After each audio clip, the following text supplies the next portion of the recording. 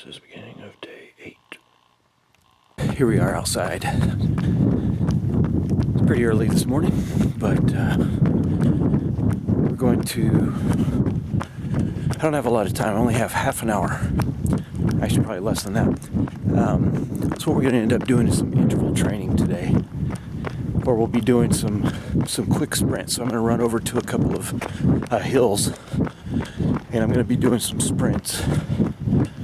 Get my heart rate up periodically and do that as some training, and some research shows that actually is very good, and I'll talk about that a little bit later, but that's what we're going to do today.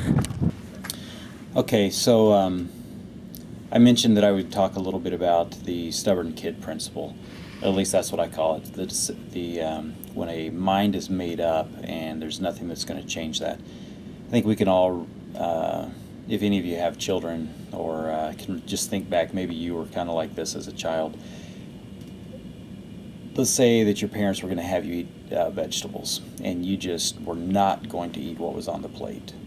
That is what I'm calling that decision of that made up mind, and there's nothing that the parent could do to kind of convince you. If you weren't going to eat the broccoli or whatever it was, there's nothing they could have done to change that. So that's really kind of what I'm thinking about and wanting you to understand is this power of a made-up mind. When you decide something that you're going to do or not do, there's no changing it. There's nothing that's going to get in the way, or there's nothing that's going to deter you. So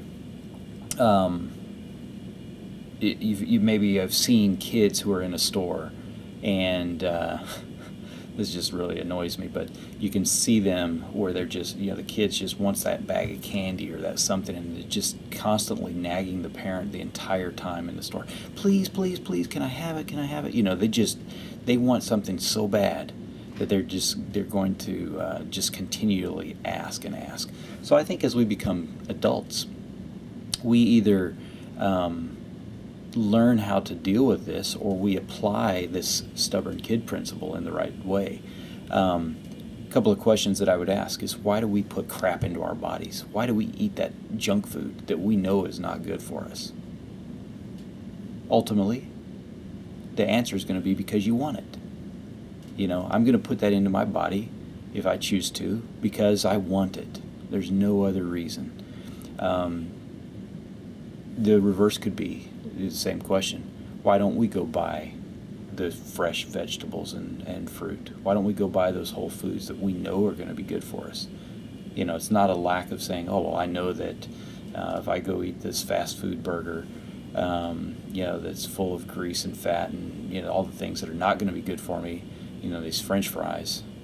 Yeah, they may taste good, but we know that it's not good for us. So why would we choose that over good food? We can't say that it's ultimately, maybe the argument is, oh, it's cheaper, it's cost. But when you come to a realization of something that you know is going to be better or good for you, there becomes a choice that you have to make, and it boils down to what it is that you want. So when we talk about the power of the mind and the body and that connection, it is very strong. The things that you want have to be overridden sometimes. So your body may develop habits and cravings, but what you have to have in your mind is that power to say, you know what, I know what's more important, and that has to override what those wants or those desires may be. So let me tune out for this day, and we'll check back in tomorrow. Hopefully that was beneficial and helpful. I'll share some other mind-body connection principles throughout the week. Thanks. Cheers.